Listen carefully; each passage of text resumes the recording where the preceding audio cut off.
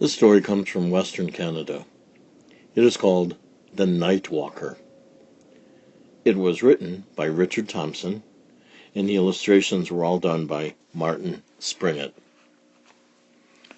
Author Richard Thompson lives in Prince George, British Columbia. On Canadian Route 16, it is pretty much due west from Edmonton, Alberta. He has lived in both provinces. He used to teach preschool and run a daycare center. He spent a lot of time around 3 and 4 and 5-year-olds, and he's now full-time a person who does books for very young readers. He works collaboratively almost always with his wife, Maggie Spicer, and this is one of his early books when he did not work with Maggie. In this black and white picture of Richard Thompson, you see him wearing suspenders. Those are rainbow-colored suspenders. It's become his trademark. And the URL is a way to find a little article about him from the University of Calgary. The illustrator for The Night Walker is Martin Springett, and since the time that he worked collaboratively with Richard Thompson on this book, he's gone on to do books of his own and many other art projects, and he's also recorded a great deal of music. His own website at the top of the page here is martinspringett.com. Easy to find and a lot of good information there. Both the author and the illustrator are from Canada and have great respect for the stories told by the First Peoples. The boy went exploring late one afternoon. He waded across the stream. He climbed the hill. He wandered through the forest. He crossed the field of stones. He followed a winding path through the tall grass. The boy went exploring late one afternoon, all the way to the watering hole. The boy always carried a knobbly stick for poking into holes and for helping him balance on steep places, and just in case. And he always carried, tied to his belt, a pouch that he could close by pulling on a string to collect his treasures in. On this late afternoon, the boy found a nail and 3 coins. He put those treasures in his pouch. In the forest, he found a smooth green rock and a small piece of wood that looked like a man running. Amongst the stones in the field of stones, he found a feather that might have been an eagle's feather. Near the watering hole, he found a few dried leaves from a sweetbreath bush. His mother would like those leaves.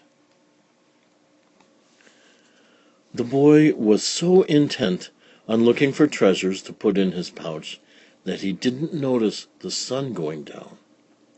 And then it was dark, and the boy was a long way from home. He started back through the tall grass. The night was full of sounds. He could hear an owl calling. He could hear insects chirring and whirring. He could hear, and then not quite hear, the sighing song of the night breeze. And then he realized he could hear something else. A clinking sound, a clicking sound, a rustling sound, very close by. He stopped. He couldn't hear the something else now, just the owl and the insects and the breeze. He started walking again. And now he could hear it again. A clinking sound, a clicking sound, a rustling sound. He stopped. The sound stopped. He walked. He could hear the sound again. Something was following him. The boy told himself that it was a rabbit moving in the grass. A rabbit was nothing to be afraid of.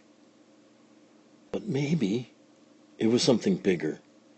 Maybe it was a wild dog or a fox. A wild dog or a fox was nothing to be afraid of. He had his knobby stick, just in case, and he could chase away a wild dog or a fox. But he walked faster, and whatever it was, walked faster. It might be a panther. The boy walked faster again, and whatever it was, walked faster again.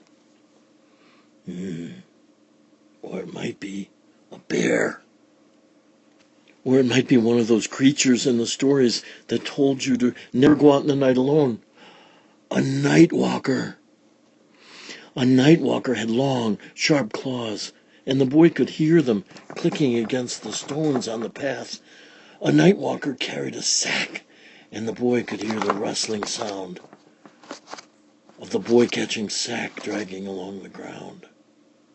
A night walker had bits of chains around his ankles because it had been chained in a dark place and it had broken loose to wander. The boy could hear the bits of chain clinking.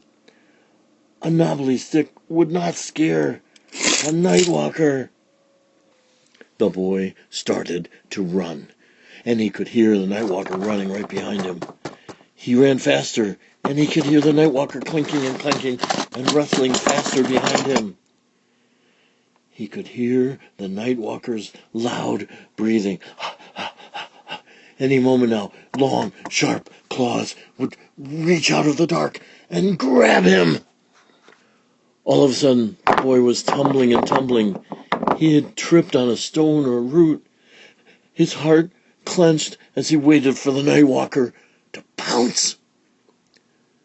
But when he stopped tumbling, all he could hear, boom, boom, boom, boom, boom, boom, was the thunder of his blood.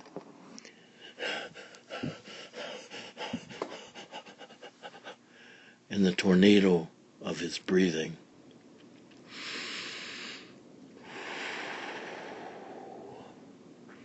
And as the storm of his fear blew away, the boy could hear no sound at all. For a long time, the boy listened. He listened, and he heard no clinking sound.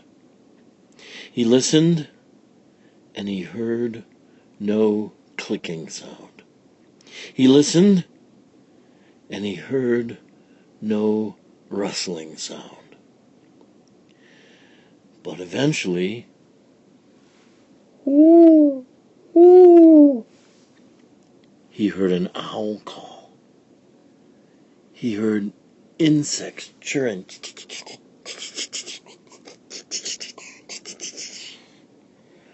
and whirring.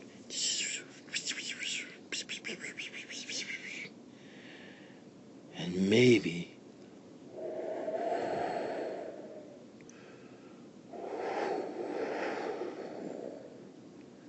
the sound of the breeze. Was the night walker gone? Or was he standing and listening too? The boy dared not move.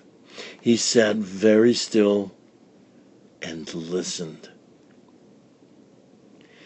Eventually, though, the boy grew weary from the hard work of listening, and he fell asleep. When the sun came up, the boy stood and looked around. He was in the field of stones, at the bottom of the short slope he had tumbled down in the dark. Nearby lay his knobbly stick. His pouch had come undone and was lying on the ground. The boy picked up the stick and the pouch and started quickly for home. Birds were singing, and the boy sang too. The boy sang as he hurried through the field of stones. He sang as he hurried through the forest. He sang as he hurried over the hill and across the stream. He sang, but he hurried, because he knew that his mother would be very angry. But the boy's mother was so happy to see him home and safe that she forgot about being angry. The boy's mother hugged him and said, "Tell me your story." The boy told his story about how he had wandered too far, and how the sun had gone down, and how the whatever it was had followed him and changed from a rabbit into a wild dog, and from a wild dog into a panther, and how the boy had known that it was really a night walker. He told about how the night walker had chased him, and how he had fallen.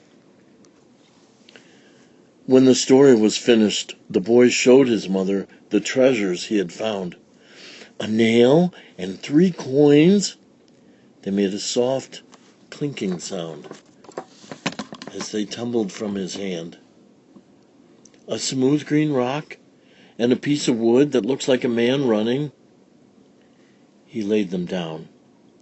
They made a very small clicking sound. And a feather and some dried leaves from a sweetbreath bush. "The leaves are for you, Mother." The leaves rustled as he spread them out.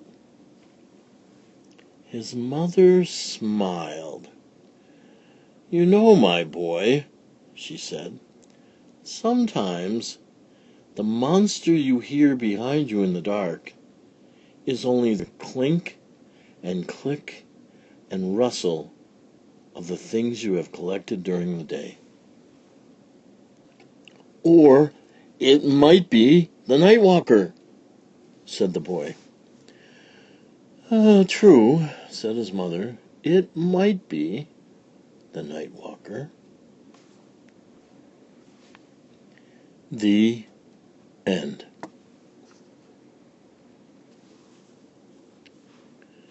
This is the kind of story a person can listen to or read 2 or 3 or 4 times, and each time come away with a little bit more.